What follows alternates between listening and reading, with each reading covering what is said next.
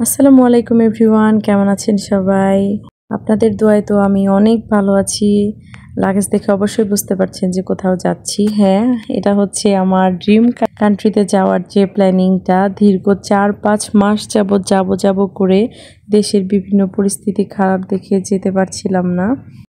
তো at last we are in the way to মালদ্বীপ। আমাদের ফ্লাইট ছিল ২০ আগস্ট, আমাদের অ্যানিভার্সারি। তো রায়ার বাবা বলল যেহেতু পিছিয়ে যাচ্ছে যাওয়া, তো আমাদের অ্যানিভার্সারি ডেটেই আমরা যাই। তো যেই কথা সেই কাজ, অ্যানিভার্সারি ডেটেই আমরা মালদ্বীপের উদ্দেশ্যে সকাল সকাল রওনা দিয়ে দিলাম। রাস্তায় যেতে যেতে কত কিছু ভাবছিলাম, মনের মধ্যে কত আনন্দ যে ঘুরপাক খাচ্ছিল, কত ভালো মুহূর্ত কাটাবো এসব মিলে। রায়ার সাথে রায়ার দাদু নানু সবাই ভিডিও কলে এই দিক দিয়ে কথা বলছিল। দেখতে দেখতে আমরা কিন্তু চলে আসলাম এয়ারপোর্টে। ঘড়ির কাঁটায় বাজে 10টা আর আমাদের ফ্লাইট হলো 12টা 55। তো 3 ঘন্টা আগে যেহেতু থাকতে হয়, তাই আমরা সকাল সকাল রওনা দিয়ে এয়ারপোর্টে পৌঁছে গেলাম। মালদ্বীপের ভিসা পাওয়া কিন্তু মোটামুটি ইজি বলা চলে, কারণ আপনার যদি 6 মাস মেয়াদি একটা ভ্যালিড পাসপোর্ট থাকে, return air ticket, hotel booking, ইমোকা ফর্ম পূরণ এগুলোর সাথে থাকলেই কিন্তু আপনার ভিসা কনফার্ম। তবে হ্যাঁ, প্রিভিয়াস একটা ট্রাভেল হিস্ট্রি থাকলে একদমই হ্যাসেল ফ্রি হয়ে যায় ব্যাপারটা। নইলে আপনাকে হয়তো বা এক্সট্রা আরও কিছু কোশ্চেন করতে পারে। আমার মেয়ের মুড এখন খারাপ, কারণ তাকে অনেক ভোরবেলা তোলা হয়েছে, তার আবার ঘুম চলে আসছে এবং সে ঘুমোতে পারছে না বলে তার মন খারাপ হচ্ছিল। তো লাগেজগুলো আমরা গাড়ির থেকে নামিয়ে সোজা সিরিয়ালে চলে গেলাম। সিকিউরিটি পার হয়ে সোজা চলে গেলাম শ্রীলঙ্কান এয়ারলাইন্সের ডেস্কে। তো গিয়ে দেখি বিশাল বড় একটা লাইন। এত বড় লাইন দেখে আমার কিন্তু হাত পা মোটামুটি ঠান্ডাই হয়ে আসছিল, কারণ সাথে রায়া আছে আর রায়ার ঘুম পাচ্ছিল। তো এর মধ্যে একটা অফিসার আমাদেরকে দেখে সাথে বাচ্চা আছে বলে অনেকগুলো সিরিয়াল টপকে সামনে দিয়ে দিল। তো সাথে সাথে আমাদের কাজ হয়ে গেল। রায়া থাকার কারণে ব্যাপারটা অনেকটা ইজি হয়ে গেল। এটা এখানে না, এটা সব জায়গায় আপনার সাথে যদি অসুস্থ মানুষ থাকে বা বৃদ্ধ কেউ বা বাচ্চা, তারা অনেক ফ্যাসিলিটি দেয়। তো আমরা ইমিগ্রেশন কমপ্লিট করে সোজা চলে গেলাম লাউঞ্জে। ইমিগ্রেশন পার হতেও কিন্তু আমাদের কোনো ঝামেলা হয়নি। লাকিলি ওই দিন টাঙ্গাইলের একজন অফিসার পড়েছিল, উনিও আমাদের সাথে অনেক ভালো ব্যবহার করলেন, রায়াকে অনেক আদর করে দিলেন, রায়াকে ট্যুরের জন্য বেস্ট উইশেস জানিয়ে দিল। ফ্লাইটের যেহেতু এখনও অনেক টাইম বাকি, তো রেস্ট নেওয়ার জন্য বেস্ট অপশন হচ্ছে লাউঞ্জ। যেহেতু সকালবেলা তেমন কিছু খেয়ে আসিনি, রায়াকে জাস্ট খাওয়িয়ে নিয়ে বের হয়ে গিয়েছি। এর জন্য আমি সোজা চলে গেলাম ফুড কর্নারে। গিয়ে দেখলাম তাদের কি কি আইটেম আছে। ইন্ডিয়া যখন গিয়েছিলাম তখন আমার মন মতো কোনো একটা খাবারই পড়েছিল না, ভালো লাগছিল না। বাট এইবারে গিয়ে দেখলাম যে না, ওরা বেশ ভালো ভালো কিছু আইটেম করেছে যেগুলো আমার পছন্দের। তার মধ্যে যেহেতু আমি ভাত জাতীয় খাবার খেতে বেশি ভালোবাসি, তো সোজা প্লেটে নিয়ে নিলাম খিচুড়ি এবং গরুর মাংস ভুনা। সব কিছু মিলিয়ে আমার কেন যেন মনে হচ্ছে এই দিনটা আমাদের জন্যই। আমার মাথা এবং মন জুড়ে শুধু একটা কথাই ঘুরপাক খাচ্ছিল, সেটা হচ্ছে মালদ্বীপের ওয়াটার ভিলা এবং নীল স্বচ্ছ পানি। কখন যাব, কখন দেখব, বা আল্লাহ ঠিক মতো নিয়ে যাবে কিনা, সহি সালামতে পৌঁছাতে পারবো কিনা। তো সব মিলিয়ে এসব নিয়েই ভাবছিলাম। আবার যেহেতু 4 ঘন্টার ফ্লাইট, আবার ওখান থেকে 2 ঘন্টার ট্রানজিট নিয়ে আরও 1 ঘন্টার ফ্লাইট, সব মিলিয়ে রায়া কতটা ইজিভাবে আমাদের সাথে থাকবে, বা ফ্লাইটে ও কোনো বিরক্ত করবে কিনা, ওর ভালো লাগবে কিনা, সব কিছুই ভাবছিলাম। খাওয়া দাওয়া শেষ, এখন গন্তব্য বোর্ডিং পাস। গত অক্টোবরেও রায়াকে এই পথ ধরে স্ট্রলারে করে নিয়ে গিয়েছি। এবার সাথে স্ট্রলার নেই, রায়া তার বাবার হাত ধরে দৌড়াদৌড়ি করে যাচ্ছে। বাচ্চাগুলো চোখের সামনে কেমন দ্রুত বড় হয়ে যায়, তাই না? বোর্ডিং পাসের ওখানে গিয়েও আমাদের সাথে সেম ঘটনা ঘটলো। লাইনে দাঁড়ালেও আমাদেরকে একজন অফিসার ডেকে সবার প্রথমে নিয়ে গেল, যেহেতু সাথে রায়া আছে। আর রায়া এদিকে বিমান দেখে এত খুশি হচ্ছিল, লাফালাফি করছিল, বারবার শুধু বলছিল বসবে, তাই ওর বাবা ওকে বোঝাচ্ছিল। ওয়েটিং পিরিয়ড শেষ, আমরা আমাদের সিট খুঁজে বসে পড়লাম। তার একটু পরেই কিন্তু বিমান রানওয়ের দিকে এগিয়ে গেল। আমার হার্টবিট ক্রমশ বেড়েই যাচ্ছিল।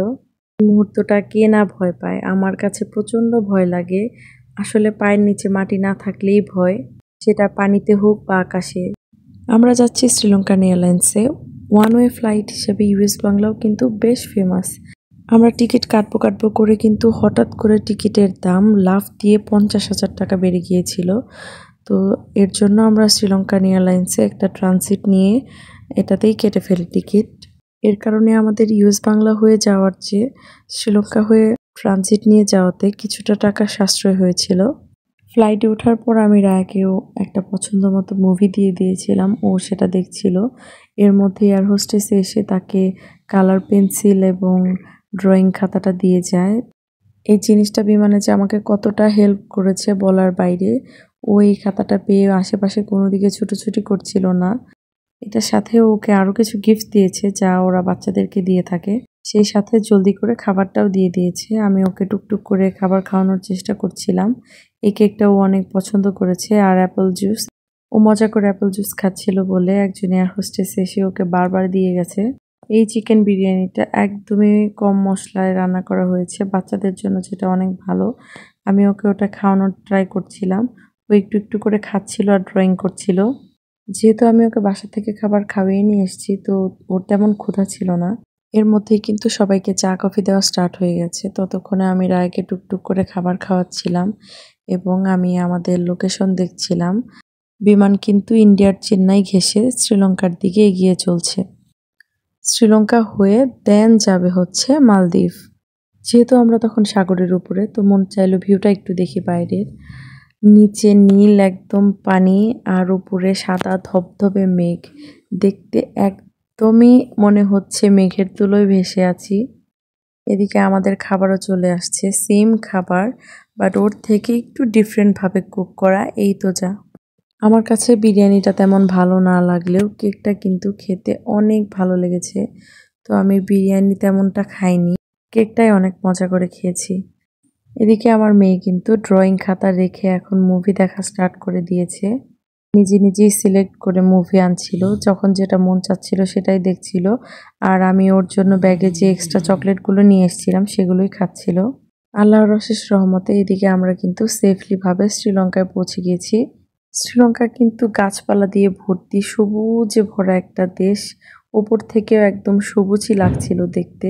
আমি বারবার জানলা দিয়ে দেখছিলাম। শ্রীলঙ্কা এখন ঘুরে দেখা হবে না, আমরা মালদ্বীপ ট্যুরটা শেষ করে দেন শ্রীলঙ্কায় এসে 3 দিন থেকে বাংলাদেশ ব্যাক করব। তখন কিন্তু শ্রীলঙ্কাটা অনেক ভালোভাবে ঘুরে দেখব। মানে পুরো শ্রীলঙ্কাটা না, আমরা জাস্ট কলম্বোতে থাকবো, তো কলম্বো সিটিটাকে ঘুরে দেখব। বিমানবন্দরে পৌঁছানোর পরেই যে খবরটায় আমাদের মন খারাপ হয়ে গেল প্রচণ্ড, তা হচ্ছে ফ্লাইট ডিলে হওয়ার কারণে আমাদের ট্রানজিটের সময়টা আরও 2 ঘন্টা বেড়ে গেছে। তো আমরা এতটা টাইম কি করব বুঝতে পারছিলাম না। তো এখানে আমরা যাদেরকেই জিজ্ঞেস করছিলাম যে আমাদের এই কার্ডের লাউঞ্জ আছে কিনা, তারাও ঠিকভাবে বলতে পারছিল না।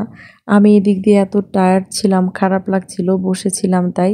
আর রায়ার বাবা রায়াকে রাখছিল, ও দেখতে পাচ্ছিল না যে কোথাও লাউঞ্জ আছে কিনা, কারণ রায়া এই জায়গাটা এত বারবার ঘুরছিল।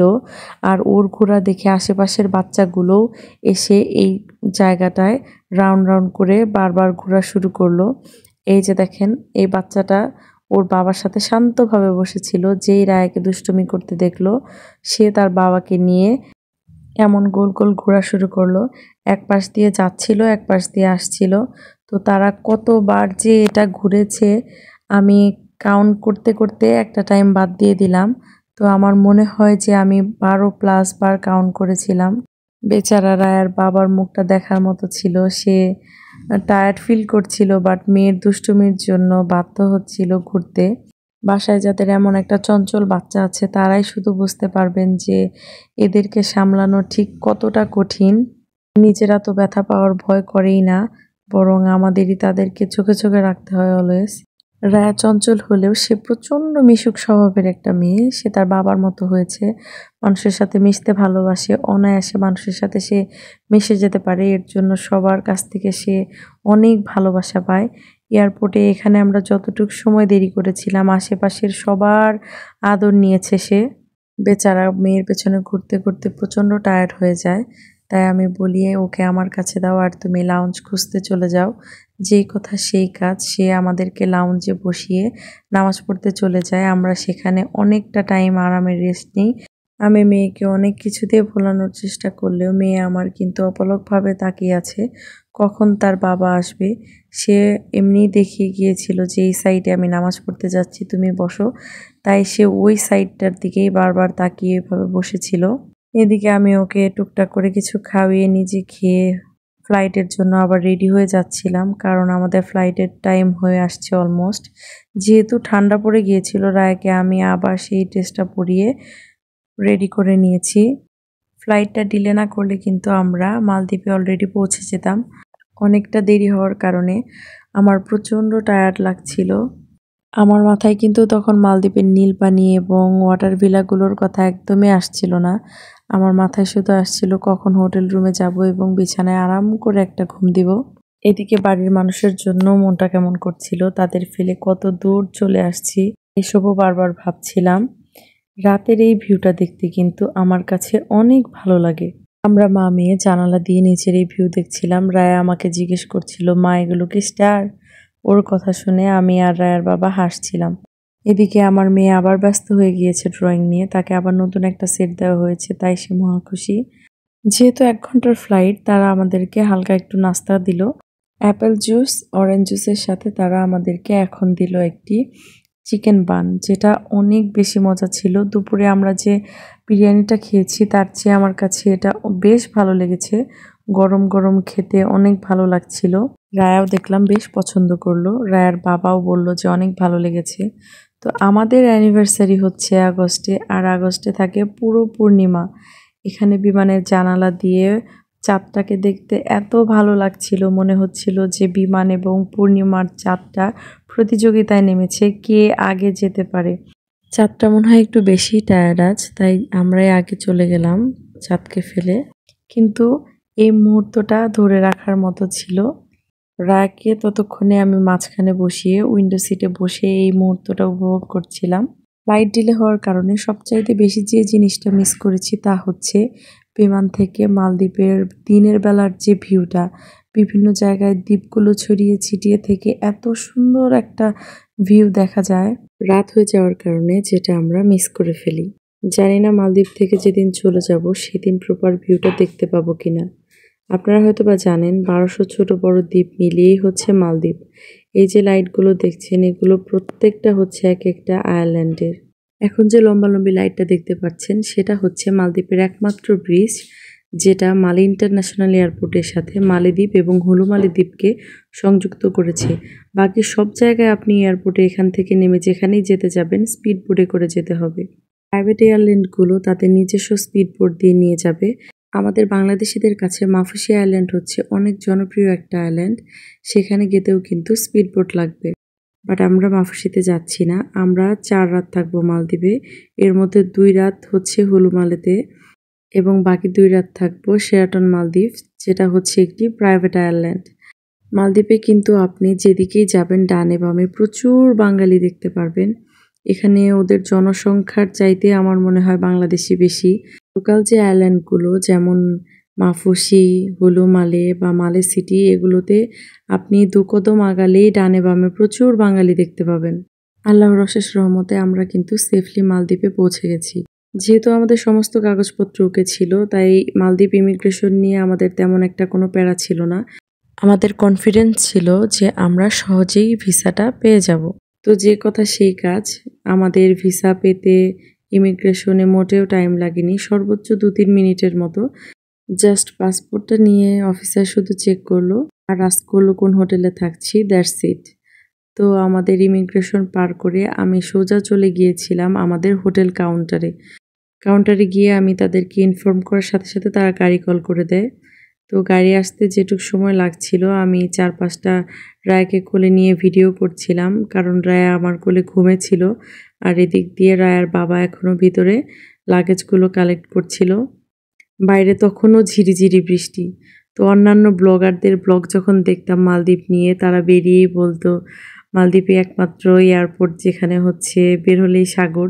আমার খুব ইচ্ছে করছিল ওখানে গিয়ে দাঁড়াতে, কিন্তু রায়া কোলে ছিল আর বাইরে বৃষ্টি, তাই দাঁড়াতে পারছিলাম না। তো ইনশাল্লাহ অন্য সময় দেখব। এখন সেফলি হোটেলে যাওয়াই হচ্ছে একমাত্র উদ্দেশ্য। রায়াকে কোলে নিয়ে আমি চেয়ারে একপাশে বসেছিলাম আর রায়ার বাবা এসে কাউন্টারে কথা বলছিল। ওখানে একটা ইন্ডিয়ান ভাইয়া ছিল যে অনেক ভালো, আমাদেরকে অনেক কিছু নিয়ে বিভিন্ন আইডিয়া দিচ্ছিল, যেমন আমরা বাঙালি খাবার কোথায় ভালো পাবো, বা বলছিল যে এয়ারপোর্টে যেন ডলার না ভাঙাই, বাইরের মানুষদের কাছেই যেন ডলারগুলো ভাঙাই, যাতে করে আমরা ভালো একটা অ্যামাউন্ট পাবো। আর আমাদেরকে বলছিল যে এখানে যেন আমরা ডলারে কোনো কিছু খরচ না করি, ডলারটাকে মালদ্বীপিয়ান কারেন্সি রুফিয়াতে কনভার্ট করে যেন আমরা খরচ করি, তাতে আমাদের অনেকটা সাশ্রয় হবে। এদিকে রায়ার ঘুম ভেঙে গেছে, সে ঘুম থেকে উঠেই দেখলো যে আমরা পৌঁছে গেছি। মেয়েকে হাত ধরে নিয়ে গিয়ে সোজা নীল সাগর দেখাচ্ছিলাম।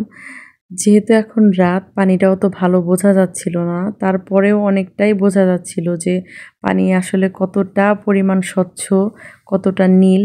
রায়া তো ভীষণ খুশি, এখনই সে সি বিচ যাবে, এখনই সে মজা করবে, যাবে না কোথাও গাড়ি দিয়ে, এখানেই থাকতে চাচ্ছিল। তো আমরা ওকে বোঝাচ্ছিলাম যে আমরা ওকে সি বিচেই নিয়ে যাচ্ছি। প্রচণ্ড বাতাস আর এত ভালো একটা ভিউ, আমার সারাদিনের ক্লান্তি যেন মুহূর্তেই শেষ হয়ে গেল। এখানে বিভিন্ন স্পিডবোটগুলো এসছে প্রাইভেট আইল্যান্ডে যারা যাবে তাদেরকে রিসিভ করে নিতে। আমরা যেহেতু আজকে প্রাইভেট আইল্যান্ডে যাচ্ছি না, সো গাড়ি দিয়ে সোজা হুলুমালে আমাদের যে হোটেলে থাকার কথা সেখানে সোজা চলে যাব।